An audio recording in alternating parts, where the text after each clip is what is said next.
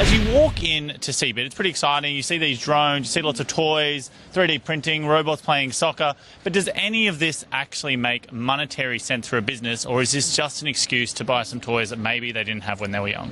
Well, there'll definitely be people that like to buy toys, but there are really great business uses, especially for flying robots and other types of robotics. I'll give you an example. In agriculture, if we think about the problem, there are really big areas that have to be covered, and flying over with airplanes is quite expensive and you can't do it all the time. But we have problems that we need to check on, water levels, pest infestation, weed infestation.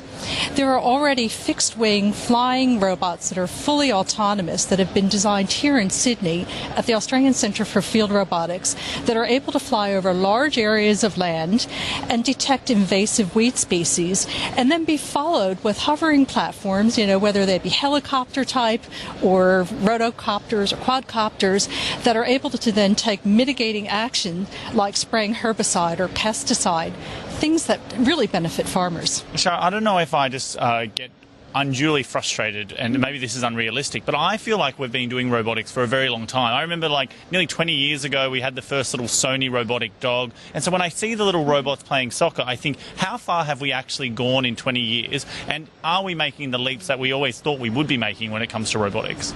I think we're a bit slower than many people originally imagined. If you think about science fiction, you think of humanoid robots that are, run by artificial intelligence, but that's not really what it's all about. There are different levels of automation.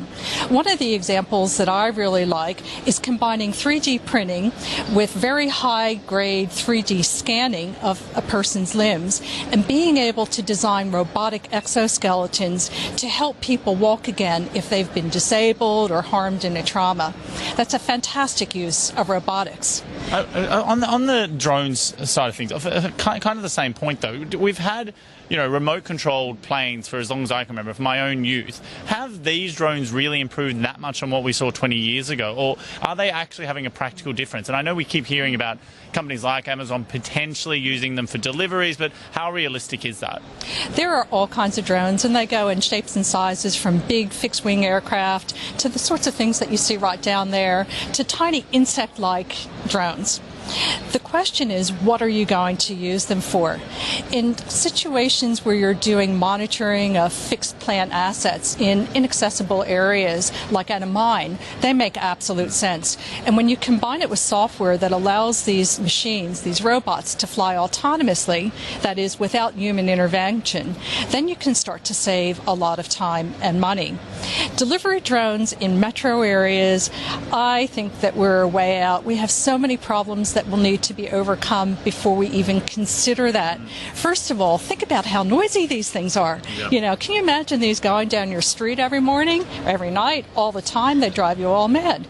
But what about things like insurance and safety? How do you prevent things from, crashing into each other? You'd need to have highways in the sky. You might need special types of insurance. You might want to equip them with black boxes like airplanes have. One of the other, big events here is seeing the new Tesla vehicle here. Now, what I think is quite interesting is that when you actually look under the bonnet of this car, there's actually a lot of empty space because the electric motor is so much smaller, but they've chosen to keep this traditional shape of a car, the car as we kind of expect it to be.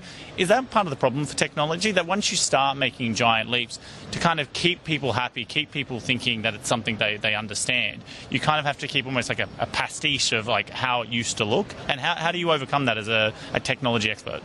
Well, one of the ways you do it is to make it fun and cool. Now, this is an example that is very much just in the research labs, but MIT was playing around with a city car that is actually able to change its shape so that the doors move around and it actually folds up to be able to let people off only on curbside instead of one getting out on the side of traffic and one getting out on the curbside. It's a completely different thing. When we get to the stage where our cars are completely autonomous, in other words, we as people don't have to do anything with a steering wheel or a braking system, then they might look more like a living room, or an office. this, where literally you're just sitting in this mobile vehicle, and for all intents and purposes, you've got a robot piloting it. Okay, the big change over the last, say, 5 years has been the rise of mobile, the power of a smartphone, the fact that it allows you to do things that you previously could only do with a proper computer or at least a laptop, you can now do with something that's in your pocket. What's the big game changer that's coming next? In the next 2 to 3 years, what thing is going to shake up the industries more broadly? What's going to change the way we live? Well, let me take you out to a 10-year horizon where I've pegged 3 game-changing technologies. The first is the combination of augmented and virtual reality. It's going to give us a layer of context on everything that we see and do that we can't imagine right now. It's going to change our lives the way smartphones have. The second is 3D printing. There are so many applications well beyond what most people are even thinking about.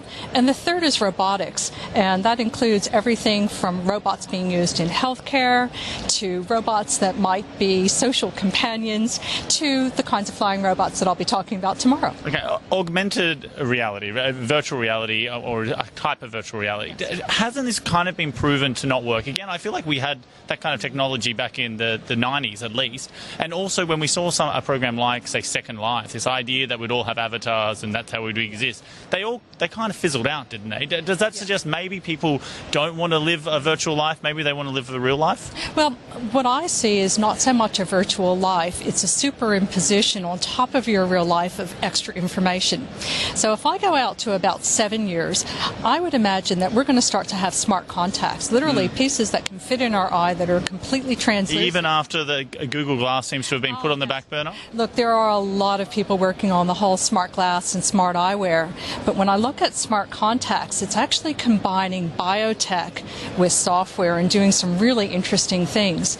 But if you can imagine walking down a street or being in a fair like this and you see somebody and you recognize them and you think, oh my God, where do I know him or her from?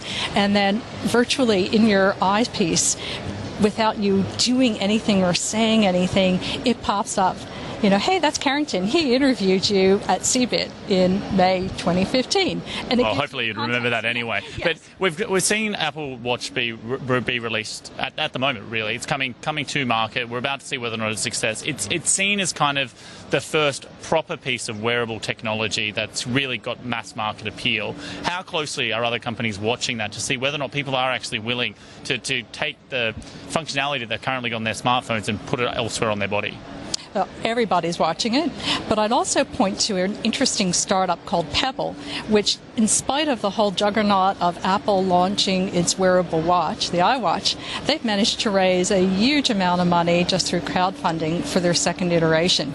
And there are going to be all kinds of wearable devices. We're going to have smart clothing that integrates electronics in with the things that we wear. Fantastic. We're going to have to leave it there. We could talk all day.